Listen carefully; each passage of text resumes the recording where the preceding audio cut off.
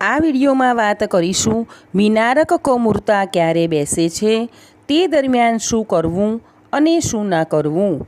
તો તારીખ 15 માર્ચ 2026ને રવિવારે 1:08 એટલે કે તારીખ 14ની મધ્યરાત્રિ પછી મીનારક કમૂરતાનો પ્રારંભ થશે, જે સમાપ્ત થશે તારીખ 14 એપ્રિલ 2026ના રોજ। આમ 30 દિવસ સુધી મીનારક ચાલશે।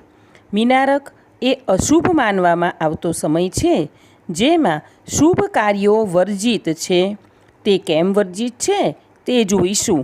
તો કમૂરતાને ખરમાસ કહેવાય છે અને ખરમાસ દરમિયાન સૂર્યદેવની ગતિ ખૂબ જ ધીમી માનવામાં આવે છે। આવી સ્થિતિમાં કરવામાં આવેલ શુભ કાર્યોનું પૂર્ણ ફળ મળતું નથી, માટે આ આખો માસ માંગલિક કાર્યો માટે અનુકૂળ માનવામાં આવતો નથી। તો જોઈએ કે આ સમયમાં શું કરવું જોઈએ। તો આ સમય ભક્તિ કરવા માટે સુવર્ણકાળ છે, જેમાં નિયમિત પૂજા, મંત્ર જાપ, ગીતાનો 15મો અધ્યાય વગેરે કાર્યો કરવા, સૂર્યનારાયણને રોજ અર્ઘ્ય આપવું। આ સમયમાં ગરીબોને અન્ન વસ્ત્રનું દાન કરવું, ગાયને ઘાસ ખવડાવવું તથા ખાસ પિતૃઓની શાંતિ માટેના કાર્યો કરવા। હવે જોઈએ કે શું ન કરવું।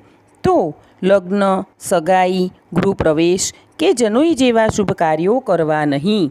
કોઈ નવી ખરીદી જેવી કે મિલકત, મકાન, વાહન કે સોના ચાંદીની મોટી ખરીદી ન કરવી। નવો વ્યવસાય કે નવી નોકરીની શરૂઆત ન કરવી। ઘર કે ઓફિસ માટે વાસ્તુ પૂજન કરાય નહીં।